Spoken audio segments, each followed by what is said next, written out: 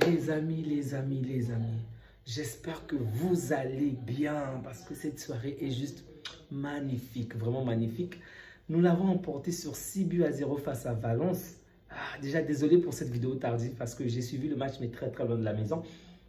Bref, le Barça s'est imposé dans des meilleures conditions possibles. En première période, on avait largement la domination sur l'adversaire. On a vraiment étouffé l'adversaire. Ils avaient du mal à s'en sortir, mais on ne parvenait pas à marquer. Il a fallu attendre la 29e minute pour que Fermín López nous délivre. Sur une excellente passe de Cubarsí, une déviation juste exceptionnelle de Ferran Torres et une finition plus que parfaite de Fermín López. Vraiment, c'était un but magnifique, vraiment magnifique.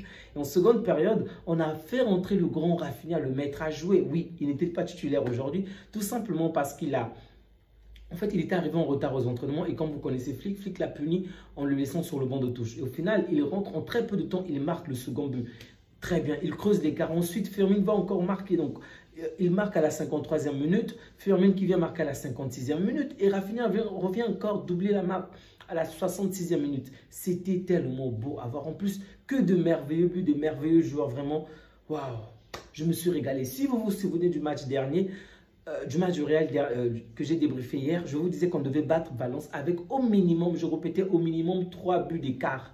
Aujourd'hui, ils m'ont régalé. Ils n'ont pas mis 3 buts d'écart, mais ils en ont mis 6 buts. Waouh, c'est plus que ce à quoi je m'attendais. Donc, très bonne performance. Mais je ne vais pas m'arrêter là également. On va parler d'un homme qui vient de jouer son 150e match. Et évidemment, on pense tous à Robert Lewandowski qui a marqué lui également son doublé aujourd'hui. Donc, on a une soirée de doublé. Doublé de Fermín, doublé de Rafinha et doublé de Lewandowski. Comme vous le savez certainement, le maître Yamal était dans les gradins parce qu'il est blessé. Il ne peut pas jouer en ce moment, du moins. Les douleurs au dos. Donc, bref, j'espère qu'il sera là contre Tottenham. Tottenham, non? Excusez-moi, contre Newcastle. J'espère qu'il sera là parce que ça sera un match beaucoup plus complexe. Donc, j'espère qu'il sera au meilleur de sa forme et qu'on pourra réellement compter sur lui. C'était un match plutôt facile, je vais dire la vérité, parce que même les statistiques le prouvent. On a eu 24 tirs, l'adversaire 2 et un seul tir cadré de la part de l'adversaire, tandis que de l'autre côté, nous étions à plus de 10 tirs cadrés. Donc, on a dominé l'adversaire sur toutes les lignes. L'adversaire n'a vraiment pas existé et c'était très beau. Même si en première période, on a vraiment eu du mal à marquer. Il y a quelques déceptions de la soirée, ok. Rashford, certes, passeur, je crois, sur le but de Rafinha, mais je m'attendais un peu plus à de la part de Rafinha, de la part de Rashford, parce que c'est quand même un grand joueur, ok.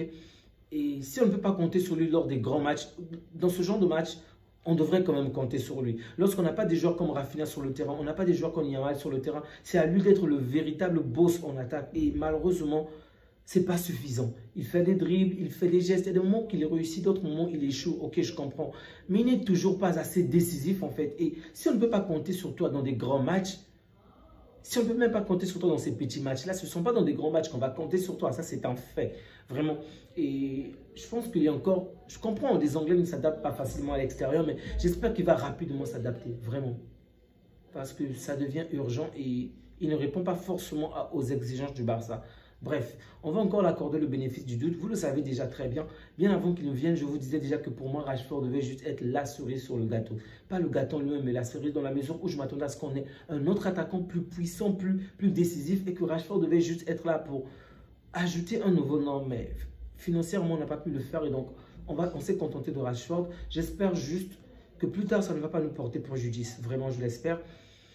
Il y a des choses à dire déjà de certains joueurs comme Pedri qui a encore une fois été magique, vraiment il était très fort. Cubarsí, il m'arrache les mots de la bouche, il est trop fort.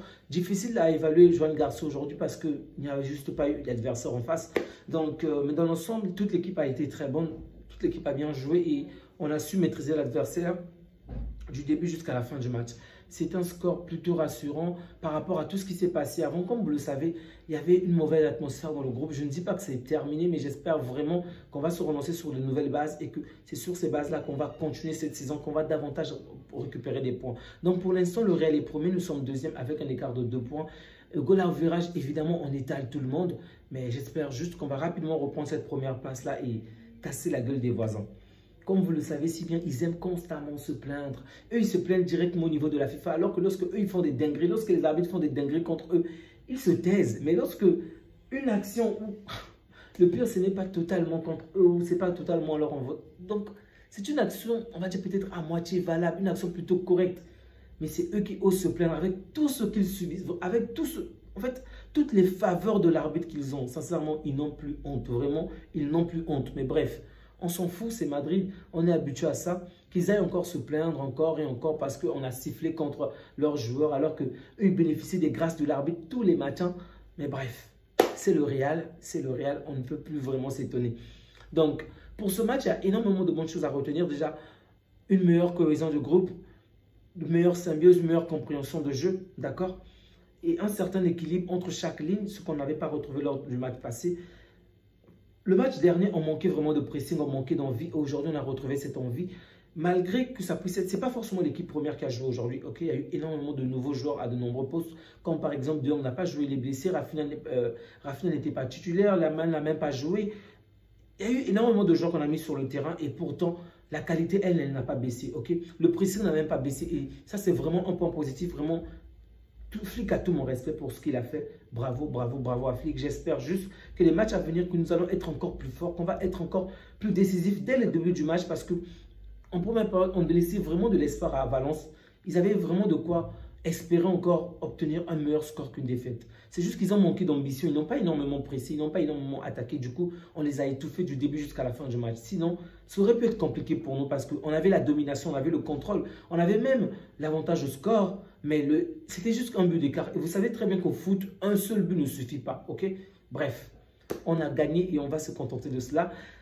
La semaine prochaine va quand même être chaude parce qu'on va bientôt commencer avec la Ligue des Champions. On va recommencer avec la Ligue des Champions.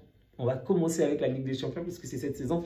Après, il y aura le Ballon d'Or. Il y aura pas mal de choses à dire. Donc, j'espère que vous êtes tous prêts. Évidemment, comme vous le savez, je suis l'être le plus impartial possible. C'est pourquoi je ne peux soutenir que les... Je plaisante. Pour ce Ballon d'Or, évidemment, je soutiens les joueurs du Barça. Donc, j'espère que Yamal ou Rafinha remporteront ce trophée. Au pire des cas, ça sera un Parisien. Bon. Les voisins de Madrid, on sait très bien qu'ils sont nuls à chier, ils ne vont rien remporter. Donc ça me réjouit quand même le cœur. Bref, les amis, on va s'arrêter là, on va se préparer. Donc prenez bien soin de vous, prenez soin de vos proches et que Dieu vous garde. Ciao.